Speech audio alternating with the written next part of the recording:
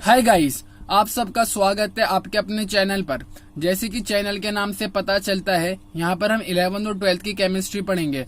Pandemic condition के चलते हुए 11th और 12th का सिलेबस 30% रिड्यूस कर दिया गया है।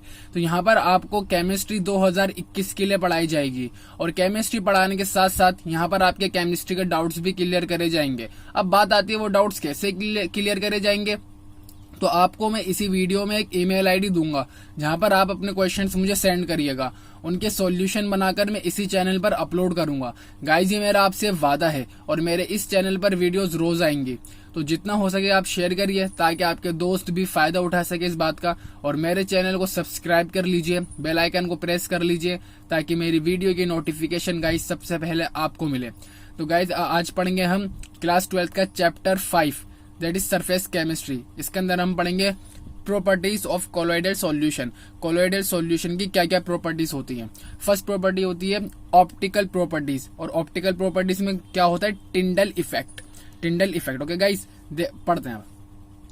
When a strong beam of light is passed through a true solution in a dark room, the path of the light does not become visible, but when same light is passed through a colloidal solution in a dark room, the path of the light becomes visible when viewed from a direction at right angle to that of incident beam.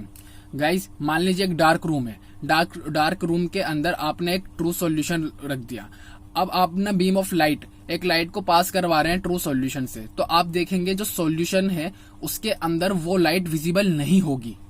अब वहीं आप dark room लीजिए और उसके अंदर आप colloidal solution रख दीजिए और आप सेम लाइट को पास करवाइए, तो आप ये देखेंगे कि वो जो लाइट है वो विजिबल हो जाएगी कोलोइडल सॉल्यूशन के अंदर। ओके गाइज, बट आपको किस डायरेक्शन में देखना होगा, ये लिखा हुआ है when viewed from a direction at right angle to that of incident beam.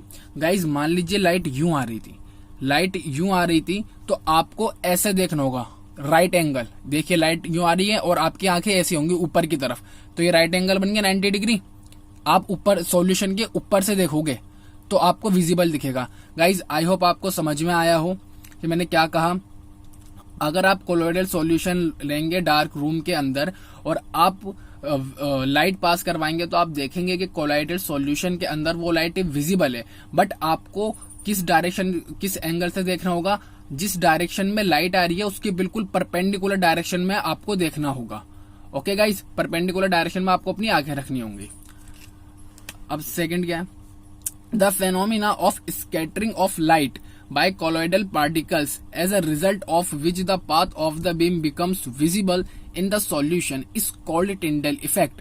Guys, ये जो फेनोमिना हुआ है जिसके अंदर लाइट को स्कैटर करा है कोलोइडल पार्टिकल्स ने, कोलोइडल सॉल्यूशन के अंदर कोलोइडल पार्टिकल्स होंगे और उन कोलोइडल पार्टिकल्स ने लाइट को स्कैटर करा, जिसकी वजह से वो लाइट विजिबल हुई है सॉल्यूशन के अंदर। इसी फेनोमिना को बोलते हैं टिंडल इफेक्ट। गाइस, एक बार और बोलता हूं मैं, कोलोइडल सॉल्यूशन के अंदर कोलोइडल पार्टिकल होंगे। जब यहाँ पर लाइट आएगी तो कोलोइडल पार्टिकल क्या करेंगे, जो लाइट आ रही है उसके पार्टिकल्स को स्कैटर करेंगे, फैलाएंगे, और जिसकी वजह से वो लाइट सॉल्यूशन के अंदर विजिबल हो जाएगी, और इसी फिनोमिना को टिंडल इफेक्ट कहते हैं। True solutions do not show Tyndall effect because the particles in them are too small in size to cause any scattering of light. Mist particles by headlights at night display the same effect. Guys, जो हमारे true solutions होते हैं वो Tyndall effect show नहीं करते। अब क्यों नहीं करते, आपको पता है कि ट्रू सॉल्यूशन के जो पार्टिकल्स होते हैं उनका साइज बहुत छोटा होता है। उनका साइज छोटा होने की वजह से वो लाइट को स्कैटर ही नहीं कर पाते, इसी वजह से वो टिंडल इफेक्ट शो नहीं करते। और गाइस, आपने देखा होगा कि रात में जब गाड़ी चलाते हैं तो जो हेडलाइट होती है उससे भी टिंडल इफेक्ट शो होता है। आप देखेंगे तो वो जब हेडलाइट हमारी इतनी होती है, अगर वो दूर तक जाती है तो लाइट ने स्कैटर होती भी जाती है। आई होप आपने ऑब्जर्व करा होगा, तो उसको भी टिंडल इफेक्ट कहते हैं। वो भी एक टिंडल इफेक्ट का एग्जांपल है गाइस। अब पढ़ते सेकंड प्रॉपर्टी कोलोइडल सॉल्यूशन की, दैट इज इलेक्ट्रिकल प्रॉपर्टीज। इसके अंदर क्या होता है, इलेक्ट्रोफोरेसिस। गाइस, इसके अंदर हम पढ़ेंगे The particles of colloids are electrically charged and carry positive और negative charges. गाइज, जो हमारे कोलॉइडल पार्टिकल्स होते हैं उनके ऊपर चार्ज होता है, या तो वो पूरा जो चार्ज होगा पॉजिटिव होगा या फिर नेगेटिव होगा गाइस। ओके, अब आगे चलते हैं।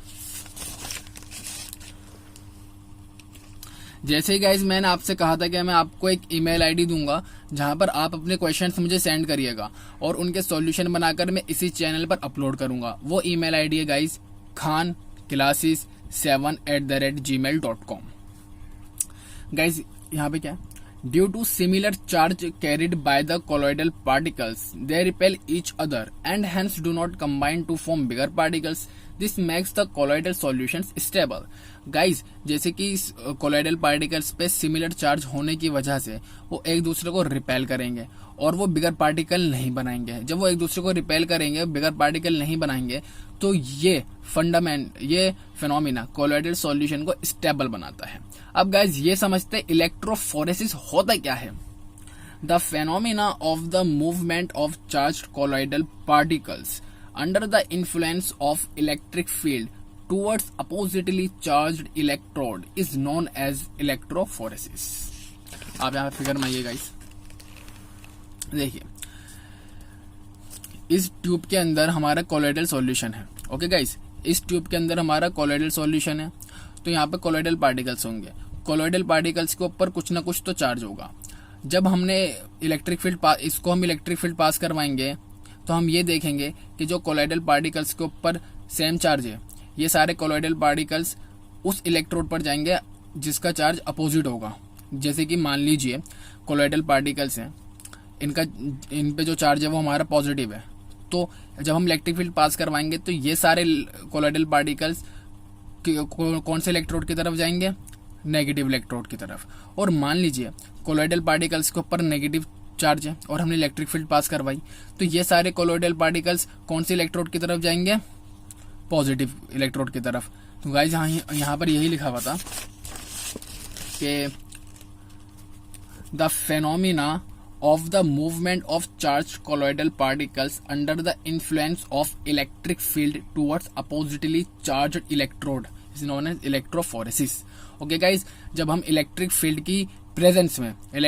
की प्रेजेंस में जो चार्ज कोलॉइडल पार्टिकल्स होंगे वो अपोजिटली चार्ज इलेक्ट्रोड पर चले जाएंगे, और इसी प्रोसेस को क्या बोलेंगे हम, इसी फेनोमेना को क्या बोलेंगे, electrophoresis. Okay guys, the colloidal solution is taken in a U-tube filled with platinum electrodes. On passing electric current, the charged colloidal particles move towards oppositely charged electrode where they lose their charge and get deposited or coagulated there।